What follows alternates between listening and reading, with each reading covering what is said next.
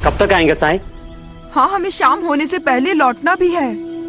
हम बहुत दूर से आए, कब तक आएंगे साईं? कब तक आएंगे? सबूरी रखिए, साईं आते ही होंगे। और कृपा करके आप जिस क्रम में आए थे उसी क्रम में एक कतार बनाकर एक पंक्ति में खड़े हो जाइए। हाँ ठीक है। बेटा यहाँ के खड़े हो जाओ। अरे आ जाओ। नहीं आऊंगा मैं। अरे बिट्टू, अरे रुक। नहीं आऊंगा मैं। रुक बिट्टू, बिट्टू रुक, रुक बेटा। मैं नहीं आऊंगा। रुक।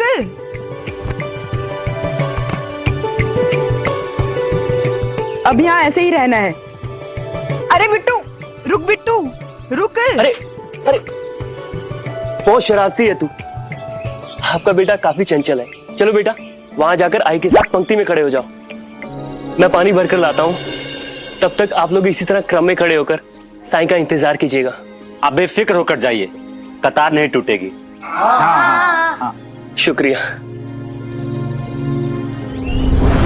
ये अब्दुल तो ऐसे बर्ताव कर रहा है जैसे द्वारका माई इसकी निजी संपत्ति हो। भाई साहब कहाँ जा रहे हैं आप? द्वारका माई में। हम लोग भी साईं से ही मिलने आए हैं और तुमसे पहले से खड़े हैं। किसी को इलाज कराना है तो किसी को सलाह लेनी है, और तुम आए देर से और सीधा अंदर घुसे जा रहे हो। चलो कतार के आखिरी में जाकर खड़े हो जाओ। नहीं नहीं, ना तो मुझे कोई समस्या है और ना मैं इलाज कराने आया। मैं तो बस साईं से। चाहे कुछ भी हो जाए, हमें उससे कोई मतलब नहीं है। अगर साईं से मिलना है तो आपको पंक्तिबद्ध होना ही पड़ेगा। किसने कहा है तुमसे? वो साईं का सेवक है ना अब्दुल, उनका आदेश है। वो कौन होता है ये कतार लगाने वाला? भाड़ में गई ये कतार, भाड़ में गए उसके नियम। मैं साईं से कभी भी मिल सकता हूँ। ये क्या जबरदस्ती है? ऐसे कैसे मिल सकते हो तुम? जाओ कतार में सबसे पीछे जाकर खड़े हो जाओ। अरे हम लोग क्या पागल है जो कतार में खड़े? हाँ, तुम लोग पागल हो। मैं जो कह रहा हूं तुम लोगों को समझ में नहीं आ रहा क्या? मुझे साईं से मिलने के लिए किसी भी कतार में लगने की जरूरत नहीं है। मुझे जाने दो। साईं के सेवक अब्दुल ने साफ साफ कहा है कि कतार नहीं टूटेगी, और तुमने क्या कहा? हम लोग पागल हैं? कौन पागलों की तरह पेश आ रहा है वो सब यहाँ देख रहे हैं। अरे भाई साहब, आप एक तो भाई साहब कहता है और पीठ में छुरा भी घोंपता है। ये सब तेरी चाल है ना?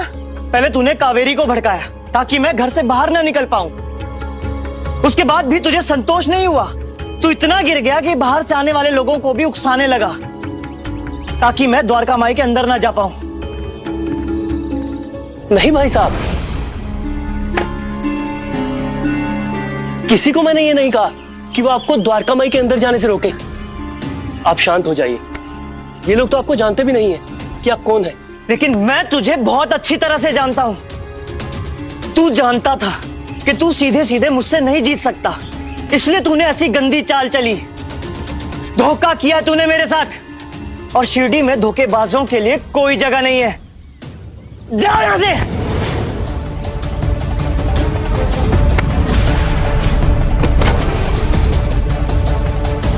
क्या बात है?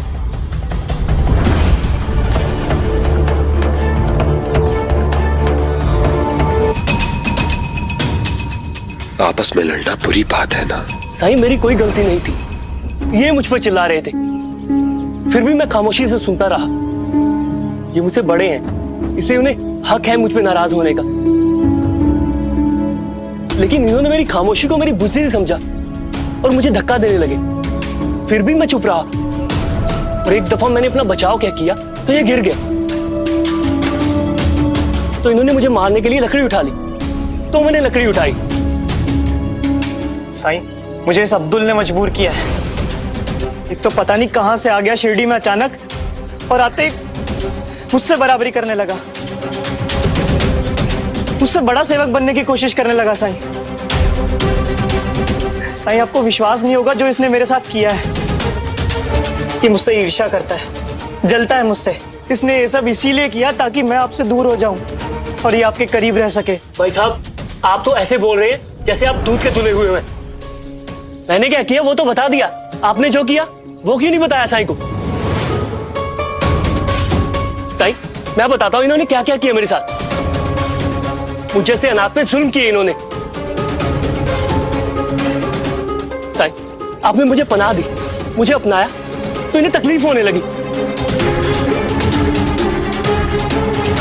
उस दिन इनका असली चेहरा पता चला और जब मैंने इनसे पूछा तो उल्टा टैश में आ गए। साईं, मैं तो केवल इतना चाहता हूं कि ये मतलबी इंसान यहां से चला जाए। वैसे भी जब आपकी सेवा करने के लिए मैं हूं यहाँ पर, तो किसी और की क्या जरूरत है? मतलबी मैं नहीं, मतलबी आप हैं। अगर कोई शिरडी छोड़कर जाएगा तो वो आप जाएंगे, क्योंकि आप हार गए हैं। वो इसीलिए क्योंकि तुमने साजिश की है मेरे साथ। छल का सहारा लिया तुमने अब्दुल। साईं, अब आप ही निर्णय कीजिए कि आपका परम सेवक कौन है। हाँ साईं, आप जो भी फैसला करेंगे हमें मंजूर होगा। बताइए ना साईं। ठीक है, अगर तुम लोग यही चाहते हो तो आज इस बात का फैसला हो जाएगा।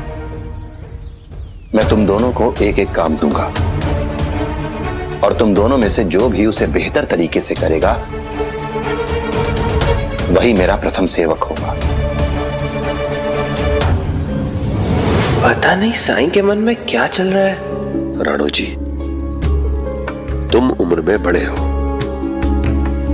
इसलिए पहला मौका तुम्हें देता हूं। बताओ,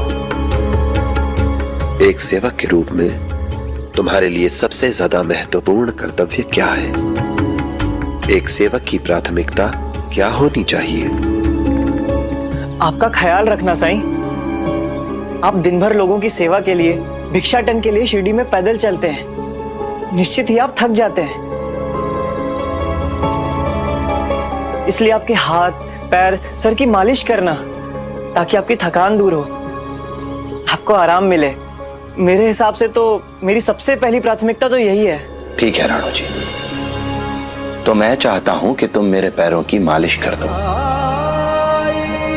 वैसे भी अभी शिरडी भ्रमण करके आया हूं, पैरों में कुछ दर्द भी है। देखते हैं कैसे करते हो तुम सेवा। जरूर साईं, आज मैं आपके पैरों की मालिश घी से करूंगा और ज्यादा आराम मिलेगा आपको।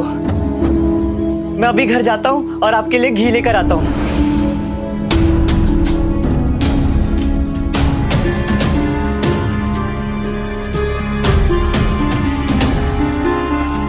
क्या हुआ?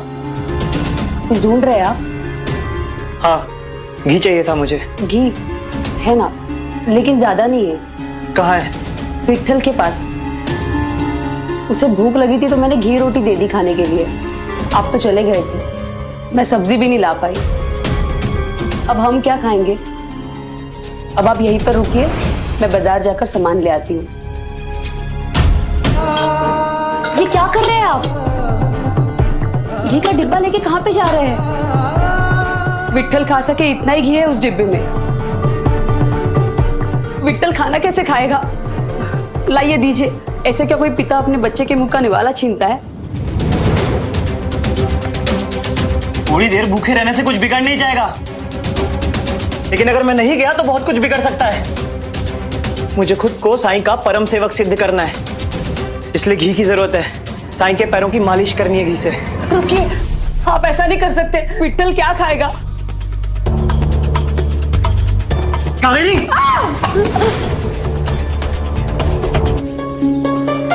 अब देखना तुम लोग, साईं की सारी थकान कैसे दूर होती है। मैं इसी तरह से रोज साईं के पैरों की मालिश करता हूँ। अब तो मैं इसमें माहिर हो चुका हूँ। आई, घी चाहिए। सूखी रोटी अच्छी नहीं लगती है।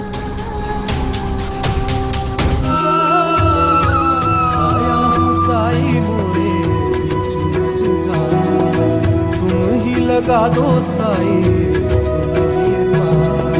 काम ले हाथ में साई मोरी पतवा। आई आई, ये देखो। अरे, ये घी कहाँ से आ गया? पता नहीं। ये क्या? घी कहाँ गया? अभी अभी तो इतना सारा घी साईं के पैरों पे लगाया था, कहाँ लुप्त हो गया? साईं, मैं जानती हूँ ये आप ही का चमत्कार है। धन दुख के हर दे। क्या हुआ भाई साहब, बड़े पसीने छूट रहे हैं? आप तो रोज सेवा करते हैं ना, रोज मालिश करते हैं। बहुत जल्दी थक गए, थोड़ा और जोर लगाइए।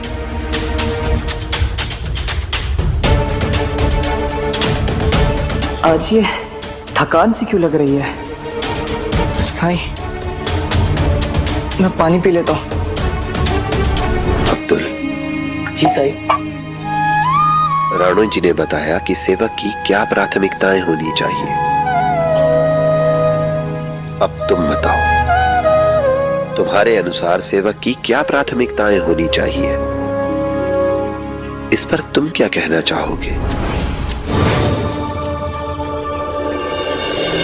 मेरे ख्याल से तो अपने मालिक के कामों में हाथ बटाना ही एक सेवक की प्राथमिकता होनी चाहिए। आप तो सारा दिन दूसरों की मदद करते रहते हैं। अगर मैं इन कामों में आपकी सहायता न करूं, तो मैं किस काम का सेवक? तुम अपने बच्चे को दिखाने लाई हो ना? जी साईं, साईं ये बहुत चंचल है, एक जगह रुकता ही नहीं है, इधर उधर भागता ही रहता है। मैं परेशान हो गई हूँ इससे, मेरी मदद कीजिए। अब्दुल जी साईं। क्या तुम उस बच्चे को मेरे लिए यहाँ ला सकते हो? जी साईं। चलो बेटा। नहीं, नहीं आऊंगा आपके साथ, मैं अंदर नहीं आऊंगा आपके साथ। चलो बेटा, तुम्हें साईं बुला रहे हैं, वो तुम्हें ठीक कर देंगे। नहीं आऊंगा। तो क्यों जिद कर रहा है? जाओ भैया के साथ, जाओ। मान जा मेरे दोस्त, चल आ मेरे साथ। नहीं आऊंगा मैं आपके साथ। मान जा, वरना मैं जबरदस्ती उठाकर ले जाऊंगा। नहीं जाऊंगा मैं अंदर। तू चलता कि नहीं? चला आ, चल, साईं बुला रहे, चल चल। मेरे दोस्त मान जा, क्यों जिद पे अड़ा है? मैंने कहा मान जा बिट्टू। नहीं आना। अब्दुल मियाँ, यहाँ तुम्हारी पहलवानी नहीं चलेगी। पता भी है बच्चों को कैसे बहलाया जाता है। लो बेटा, अंदर जाके खेल खेलेंगे। चल रो मत, आजा, मैं तुम्हारे साथ खेलता हूँ।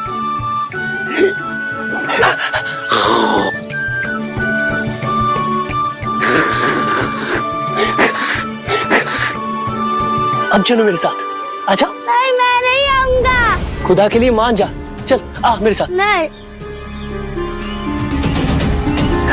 मैं हार गया साईं, हार गया। मैं भी हार मानता हूँ साईं। पर तुम दोनों ही मेरा परम सेवक होने का दावा कर रहे थे, फिर हार कैसे मान सकते हो तुम? खुद को मेरा परम सेवक सिद्ध करने के लिए तुम इतने अंधे, इतने विवेकहीन हो गए, इतने विवेकहीन कि अपने परिवार की खुशियों को दांव पर लगा दिया तुमने। एक ऐसी शर्त लगा बैठे जिसने तुम्हें तुम्हारे परिवार से दूर कर दिया। और हद तो तब हो गई राणू जी, जब अपने परिवार, अपने बीवी बच्चों के साथ तुमने अपने काम से भी ध्यान हटा लिया। राणू जी, तुम्हारे घर में किराना नहीं था और यहाँ द्वारका माई में चावल की बोरी लेकर आए तुम। अपने रोजगार की अनदेखी की, अपने कर्तव्यों से मुंह मोड़ लिया तुमने। आज तो अति ही हो गई है राणू जी। बच्चे के हाथ से घी का डिब्बा छीन लिया तुमने ताकि तुम मेरे पैरों में मालिश कर सको।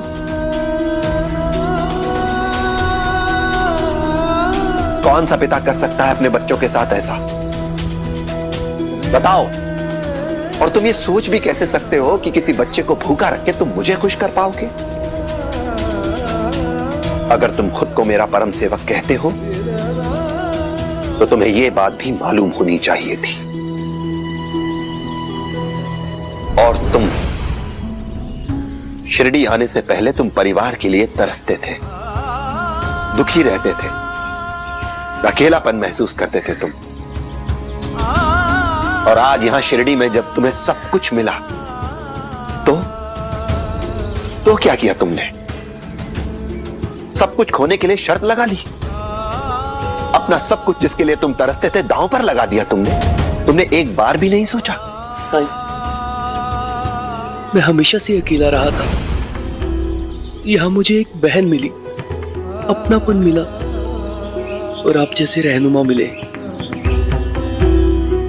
इन्हें मैं किसी भी कीमत पर खोना नहीं चाहता था साईं। मैं उस अकेलेपन की जिंदगी में वापस नहीं जाना चाहता था साईं। अरे मैंने तो किसी से कहा ही नहीं कि कोई मेरी सेवा करे, मुझे किसी की सेवा की जरूरत है। और रही बात अकेलेपन की, तो वो तो सबकी जिंदगी में होता है।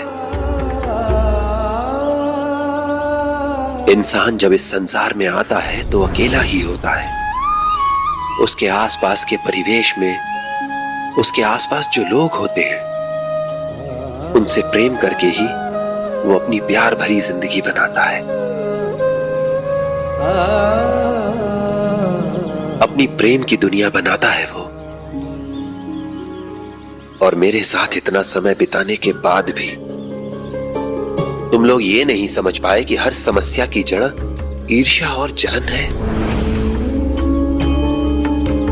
अगर तुम्हारा आचार, तुम्हारा व्यवहार मेरे सिद्धांतों के विरुद्ध है, तो फिर तुम लोग मेरे सेवक कैसे कहला सकते हो?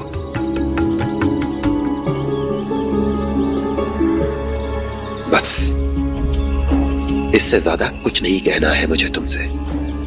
और अगर यहां रहकर तुमने कभी भी कुछ भी सीखा हो, तो तुम खुद ये फैसला करो कि तुम्हारे साथ क्या होना चाहिए।